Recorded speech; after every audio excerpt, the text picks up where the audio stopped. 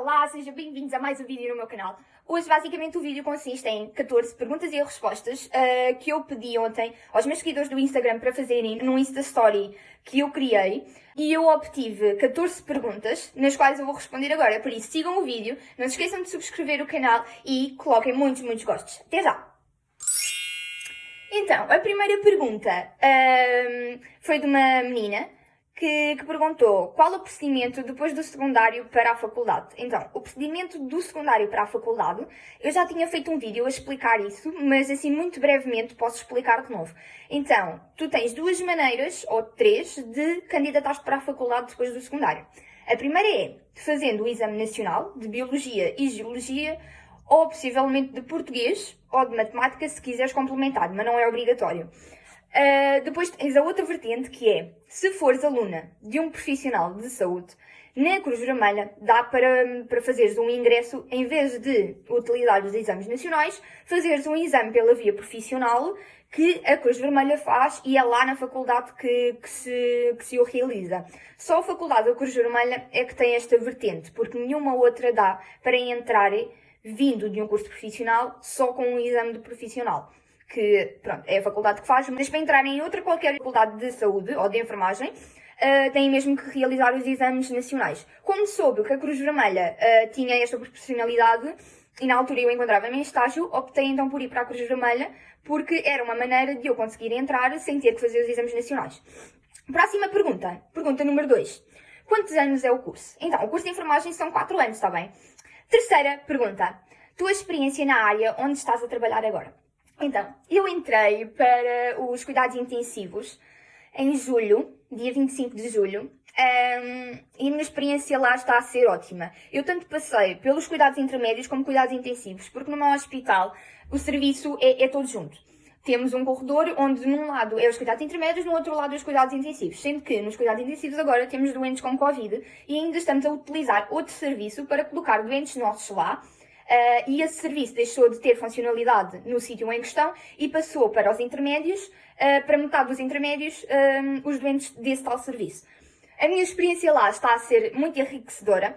Eu estou a aprender muito conteúdo de enfermagem com as enfermeiras que lá trabalham e que conheceram-me enquanto aluna de estágio do Técnico Auxiliar de Saúde e outros que não, que me conheceram logo quando eu comecei a trabalhar lá e estão a ajudar-me imenso, porque acabei também por ter outro tipo de contacto com os doentes desde que vim de estágio. Também já não era a primeira vez que tinha o contacto com doentes, então logo acabou por ser muito mais fácil para mim. E todos os dias eu saio de lá com uma positividade enorme, porque sei que saí de lá sempre a aprender alguma coisa nova. Por isso a experiência está a ser ótima. Nos cuidados intensivos só temos doentes críticos, como podem imaginar. E eu adorei o contacto com o doente crítico desde que fui para aquele serviço, porque na altura, antes de ir para lá, nem nunca tinha pensado o que era isso. E acho que era uma área que se calhar não me chamava tanta atenção e acabou por me chamar muita atenção desde que estou lá a trabalhar. E sendo que é uma especialidade enorme, é uma medicina intensiva, ensina-nos muitas coisas ao longo do tempo que lá se trabalha ou se estagia. Por isso é um ótimo serviço. Quarta pergunta. Além da Cruz Vermelha, sugeres-me algumas faculdades de saúde? Sugiro. Imagina, a Cruz Vermelha é uma faculdade, é uma escola privada. Logo, é um pouco cara. Contudo, é uma escola muito boa. Mas também conheço muitas escolas nas quais eu, por acaso, queria ir antes de eu ter conhecimento da Cruz Vermelha e sobre o exame pela via profissional. Eu tinha pensado em ir para a Católica Portuguesa, para a Escola da Católica Portuguesa, ou para São Francisco das Misericórdias. Também tenho a noção que existe a Atlântica. A Atlântica penso que seja em Barcarena. Faculdade para faculdade as coisas derivam muito e até agora, pelo que eu tenho conhecimento, é só a Cruz Vermelha que tem esta vertente de alunos pela via profissional entrarem lá com um exame profissional. Mas sim, mas deixo aqui a Católica Portuguesa, deixo aqui a Atlântica e São Francisco das Misericórdias. Também há uma muito boa, que é em Setúbal, é o Politécnico de Setúbal. As propinas não são tão caras e eles até dão alojamento. É um politécnico muito bom. E claro, também há a ISEL de Coimbra, que para mim é ótima. Mas pronto, isso são faculdades já fora de Lisboa. Não sei se é aquilo que tu pretendes, mas deixo aqui algumas também assim no ar para tu teres uma noção também, ok? Quinta pergunta. Fala mais sobre os bebês. Então, eu não sei o que é que eu posso dizer mais sobre os bebês. Eu, no estágio, como eu disse no vídeo que eu fiz na semana passada, eu falei sobre o meu estágio no 10º ano na obstetrícia. e também falei sobre o estágio que fiz nos cuidados intermédios da pediatria. Eu já não contacto com a área da pediatria ou a área da obstetrícia há algum tempo, porque eu fiz o curso acabei o curso há relativamente meses. Eu acabei o 12º em junho e entrei para a faculdade em outubro, mas eu já não faço esses estágios de pediatria já desde o 11º ano. Fiz no 10º e 11º ano tudo o que fosse relacionado com bebés, por isso não consigo dar-te muito ênfase sobre essa parte. O que eu te posso dizer é, por exemplo, nos cuidados intermédios da pediatria, eu auxiliava os bebés, por exemplo, quando eles estavam muito agitados, nós tínhamos um género de um soro, que era a glicose. Glicose é açúcar, em que nós dávamos aos bebés, ou às mães, para dar aos bebés, para eles, quando ficassem agitados, acalmarem-se no momento da punção venosa. Quando estivéssemos a colher sangue ou assim, ou então a colocar algum catéter. Eu auxiliava nisso, não fazia os catéteres, ok? Atenção. Mais uma coisa, as crianças normalmente são muito irrequietas, são muito agitadas, têm medo, e é super normal porque não estão habituadas e o primeiro contacto pode não ser bom, por isso temos que estar aptas também para falar com a mãe e tentar arranjar estratégias de maneira a que a criança não se sinta tão mal e não fique tão agitada, pelo menos no momento da punção venosa. O que a gente tentava fazer é, nós, na sala de tratamentos, quando a enfermeira ia fazer a punção venosa, nós no teto temos vários desenhos, onde muitas das vezes fazíamos com que a mãe distraísse a criança a olhar para os bonecos no momento da punção venosa. Isso é uma estratégia que fizemos e que eu observei, também presenciei e ajudei também nisso. E é muito bom também de maneira a que as crianças fiquem mais aliviadas, porque, não sei se sabem, mas uma criança quando fica demasiado agitada e muito irrequieta, as veias podem fugir, é aquilo que a gente chama de veia fugitiva. E então pode ser muito complicado depois o ato da punção venosa pela enfermeira. Por isso é que também tentamos ter este momento de diferença. Sexta pergunta. Conselhos para quem está a tirar técnico auxiliar de saúde. Então, o conselho que eu vos dou é, nunca parem de estudar. Por mais que isso tire do vosso dia, por mais que isso tire o vosso sono, nunca parem de estudar. Porque, independentemente de ser um curso profissional, é uma área que pede imenso de vocês, ok? Ou seja, vocês dependem daquilo. Literalmente é isso. E então, para alcançarem todos os objetivos que vocês querem, por mais que seja um curso profissional de saúde, têm que dar o vosso melhor. Porque isso vai influenciar muito na vossa nota e depois pode influenciar a vossa entrada na faculdade, seja ela qual for. Por isso, deem sempre o vosso melhor, ok? E encontrem estratégias que vocês consigam alcançar aquilo que sempre pensaram em alcançar ou sonharam, tá bem? Outro conselho que eu vos dou é, queiram sempre saber mais. Saber não ocupa lugar. Vocês tentem pesquisar, mesmo que estejam, por exemplo, com uma amiga ou com os vossos namorados, tentem também pesquisar alguma coisa ou falar sobre isso, porque estudar não ocupa lugar. Eu, por exemplo, na altura, o que eu fazia era, às vezes eu estudava durante uma semana.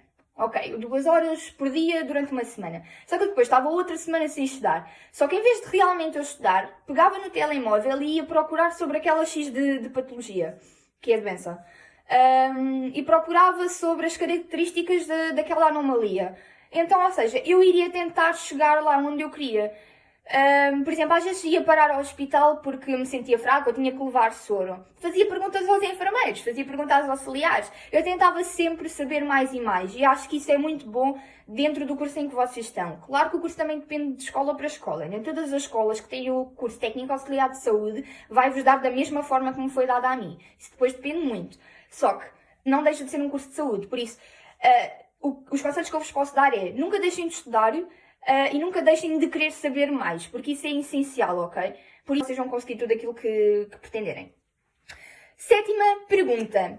Conta um pouco do porquê de ter escolhido a enfermagem. Então, isto começou quando eu era muito pequenina. Eu comecei a receber muitos fatos de carnaval de médica, nenucos com a mala de obstetrícia, com a balançazinha, com o estetoscópio, com o otoscópio, e eu adorava aquilo. Não sei porquê, eu sempre fascinei. Perguntavam-me, o que é que tu queres para o Natal? Bem, eu quero um boneco onde tenha um estetoscópio, uma seringa e pronto. E eu ficava feliz, eu não pedia mais nada. Depois, entretanto, comecei a crescer. Todos os fatos de carnaval que eu comprava, ou era uma bata de médico, ou era uma médica assassina, mas tinha que ser algo relacionado com o médico. Não me perguntei o porquê, eu sempre fui muito louca por esta área. E não só por isso, mas eu também tive um parente meu muito próximo em que faleceu muito novo, porque tinha uma doença rara. E isso fascinou-me muito. Sempre falei com esse parente a dizer que queria ir para a área da saúde e que um dia iria encontrar a cura para essa doença. Não é impossível, ok? Não é impossível. E outra das coisas é que eu, quando às vezes ia parar ao hospital para levar soro ou outra coisa qualquer porque vomitei ou whatever, eu ficava logo boa. Não percebo. Eu antes de tomar alguma coisa, eu ficava boa. Eu entrava num hospital e começava a falar com toda a gente. Não entendo. Deixa ao vosso critério. Ok, oitava pergunta. O que é que sentiste no primeiro contacto de higiene com o doente? Então, para vos ser sincera, no 10º ano eu tive colegas minhas a ir para estágio mais cedo do que eu. Mas fizemos o mesmo estágio e as mesmas horas de estágio. Mas a minha colega era muito próxima de mim e chegou-se ao pé de mim e disse: tu nem sabes o que é que me meteram a fazer. E eu: o quê? Eu tive que higienizar os órgãos genitais do doente. E então, eu fiquei com muito medo, porque, eu tinha 16 anos, ok? Não vamos ser hipócritas, tinha 16 anos. Mas era a primeira vez que eu ia para estágio, foi no meu primeiro ano de estágio. E eu fiquei: como é que eu vou ficar? Ok, ela ficou traumatizada, eu vi, ela disse-me: como é que vai ser comigo? Será que vai ser igual? Ok, Cristiana, tens que mentalizar. Antigamente disseram mesmo: isso é super normal, vais-te acostumar. E a verdade foi essa, porque depois eu fui para o estágio, pediram para eu fazer, aliás, nem sequer me pediram, eu já estava a fazer e depois é que me disseram: eu ia-te mesmo pedir para me ajudares. Eu antecipei. Ou seja, e o primeiro contacto, o que eu senti foi basicamente que eles necessitam disso, eles necessitam de mim, necessitam da minha ajuda. E não é tão mal quanto dizem, não é tão mal quanto a gente pensa. Acaba por ser algo normal, algo natural, porque vai acontecer isso connosco, ou não, mas eles necessitam de nós. E é uma coisa natural, se formos a ver, e também durante o contacto, porque, ok, no primeiro dia é sempre aquela alvoria.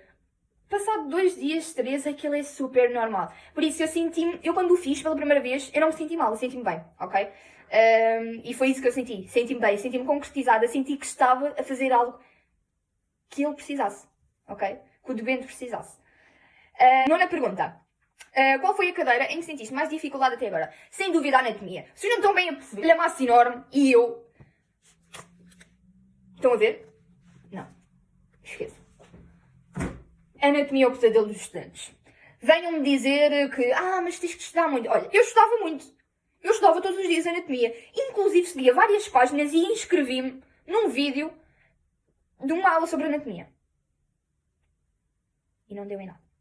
Quer dizer, deu. Eu soube algumas coisas. Eu fiquei a saber algumas coisas, ok? Eu não sou totalmente aérea em termos de anatomia. Mas a anatomia, sem dúvida, foi a cadeira em que eu me senti com mais dificuldade. Porque... eu tive que fazer o exame final de anatomia, no qual eu tive a nota de 13. Uau! Eu pensava que ia ter um 10. Porque eu tive 9 na anterior, a minha média estava-me a dar 9 e nós conseguimos passar a partir de 9,5.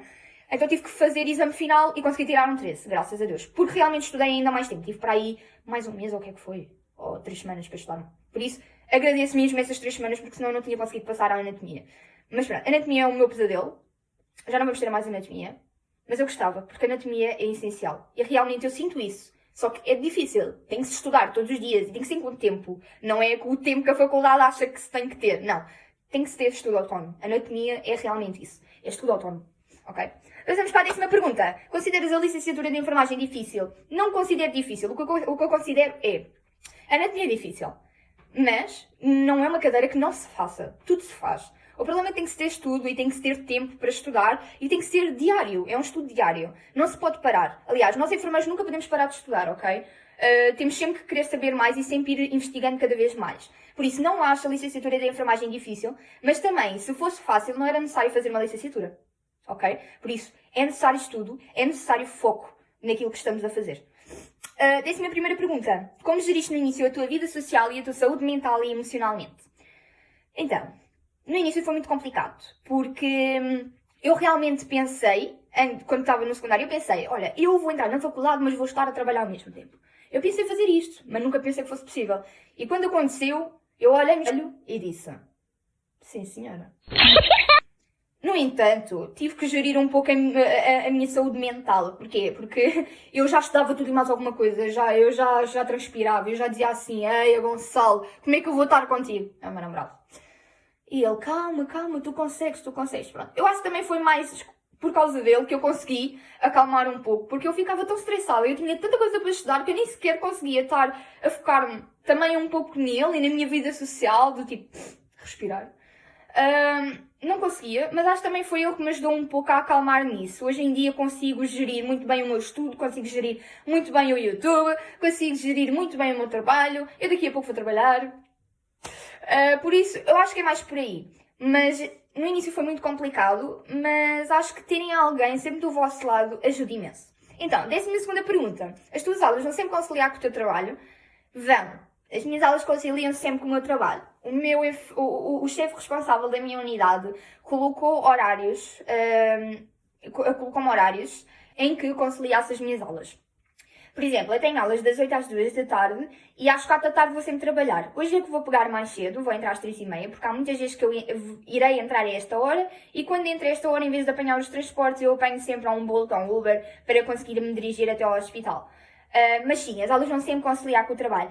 Houve uma parte em que quase não conciliou com a minha faculdade. Porquê? Porque estávamos a começar as aulas práticas, que são as PLs, e as PLs iam começar às 2 da tarde e eu ia trabalhar, supostamente, às 4. E eu pedi a uma colega minha para trocar e fazer manhã em vez de ir fazer tarde. Então, fazer das 8 às 4. Só que as minhas aulas na faculdade começavam às 2. Porque era às PLs. Então pediam uma colega minha que me iria render à tarde para vir 2 horas mais cedo para eu conseguir sair 2 horas, pronto, como quem diz, 3 horas mais cedo para eu conseguir sair do trabalho à 1h30, pegar um Uber e conseguir chegar à faculdade a tempo de ir às PLs. Então isso já aconteceu, tive que orientar assim um turno com uma colega minha, mas foi esporadicamente 1 ou 2 dias, ok?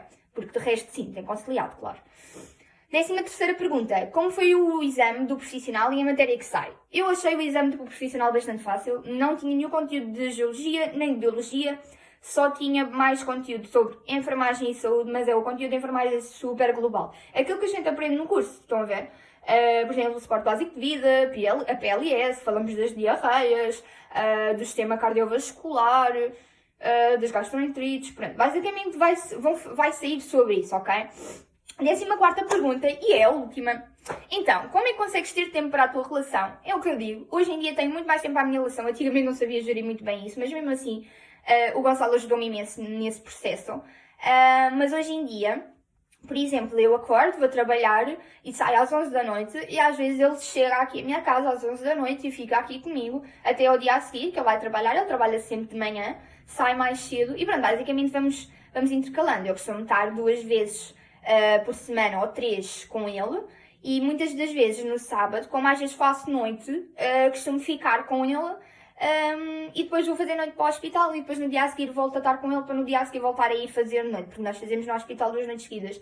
Então basicamente concilio o meu tempo assim. Quando uma folga minha acaba por ser uma folga dele, também acabamos por estar juntos nesse tempo. E pronto, basicamente é isto.